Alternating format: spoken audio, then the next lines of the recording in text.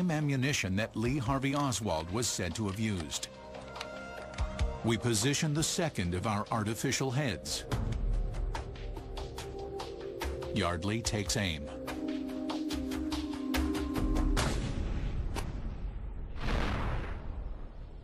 And hits the exact mark. Well, look at that. Oh my. Yeah. That's an exit wound, and there would have been a dead Jackie right here. Our test shows that the bullet would have passed through John Kennedy and hit Jackie, killing her as well. In addition, our test shows massive damage to the left side of the skull, an area undamaged in the official autopsy report. Well, there's no damage at all on the left side of Kennedy. This result does not correspond to any of the historical evidence, so we may have just proven that there wasn't a gunman on the grassy knoll. What do you think? That's the way it looks. Yep. Now time for a third test, from behind, from our simulated 6th floor window. This shot has to be precise and duplicate the quarter-inch hole that matches existing autopsy records. What are we basing this bullet point on historically, Gary? Well, we're basing it on something that the Warren Commission did not have in 1964. The actual autopsy photographs and x-rays of President Kennedy, which were examined officially in the late 1970s. We know that there is a bullet entry hole up in this area and an exit hole in the front. And that's what we're trying to test. We have 2 heads left, 1 extra in case Mike Yardley misses his shot. If he makes it, one of the mysteries of the Kennedy assassination might be solved. And history will be remade. On a California shooting range, a 3-part ballistics experiment nears its climax. In order to duplicate the precise instant of time captured in frame 313 of the Zapruder footage, our team has exactly recreated a forensic moment of history. Our first 2 tests from the grassy knoll show both debris and damage inconsistent with autopsy and film records. But there is one more location to test: the sniper's perch on the 6th floor of the school book depository. Our sharpshooter, Michael Yardley, sits in the 6th floor window, chambers a 6.5mm full metal jacket round, and prepares to recreate the devastating headshot that killed John Kennedy. Our team attaches the target, again mounted on the rigid crash test dummy neck, freshly injected with simulated brain matter. Our anemometer verifies the fan is delivering a sustained wind of 25 miles per hour, equal to the wind and the speed of the car as it moved down Elm Street. Personnel clear the firing range, and Michael Yardley takes Lee Harvey Oswald's shot.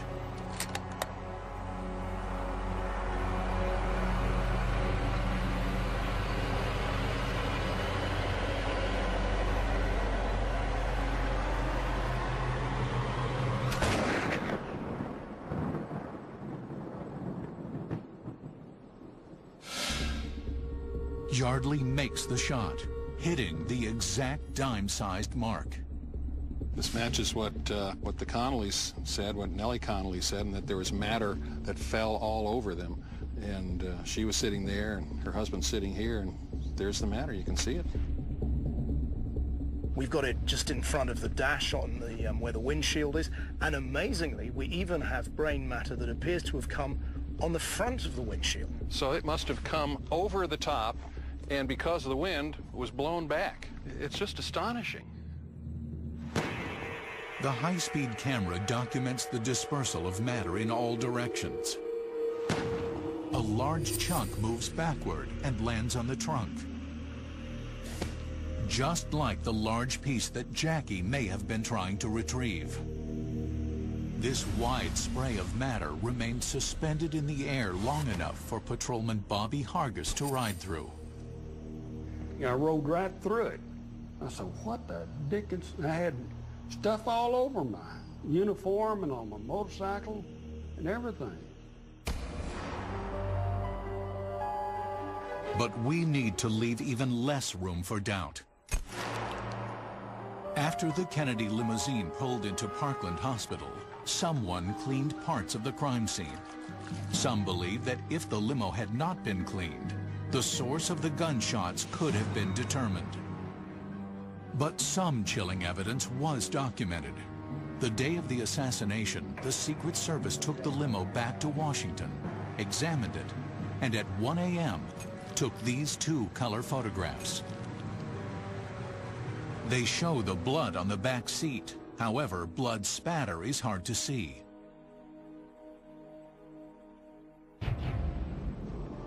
Was history cheated of important evidence? In Elm Street. To find out, we brought a modern forensic team to the scene of our simulated crime. And we have some debris outside the car, so watch your step. Captain Tom Bevel is a distinguished member of the International Association of Bloodstain Analysts and has 35 years of forensic experience. Steve Schleby has worked as a criminalist in Southern California for more than 30 years.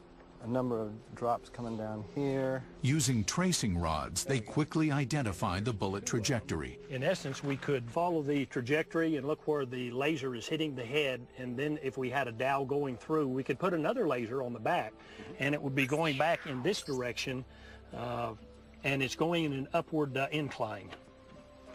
What if there were no hole up there?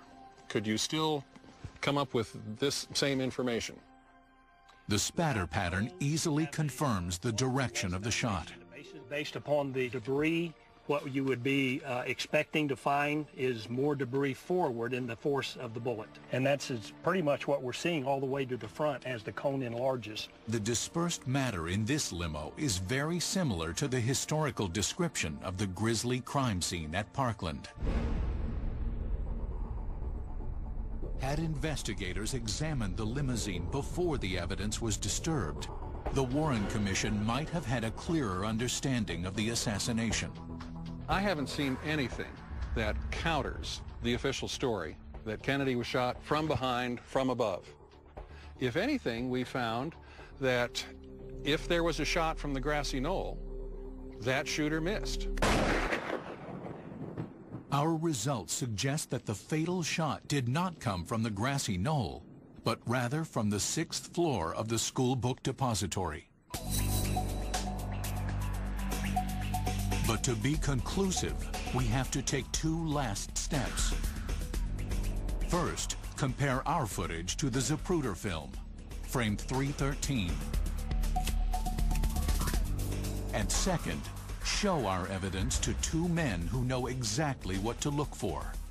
Two men who had stared into the back seat of history in 1963.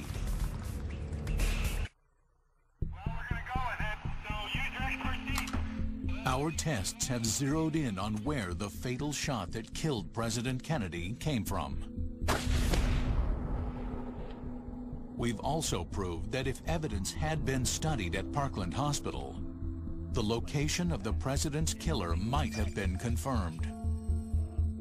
But to finalize our conclusions, we need to take two last steps. Anytime I think about it, you can visualize what you saw. You won't never forget it. After our physical tests, we return to Dallas and show our forensic evidence to two men who had lived through a nightmare. What they saw was seared into their memories. Now, by looking at photographs of our test results, they relive that moment when they looked inside the target car. That looks about like what it would be to me. That was the first thing I seen, was that spot when I raised her up and I could see it on the floor. That's a piece of the skull with the hair on it. That would show the splatter about the way I seen it on the interior of the car. Well, all of this is part of it. It was very close to what actually happened out there. I mean, where the spots and stuff were. That's about as close as anybody could get it. Next,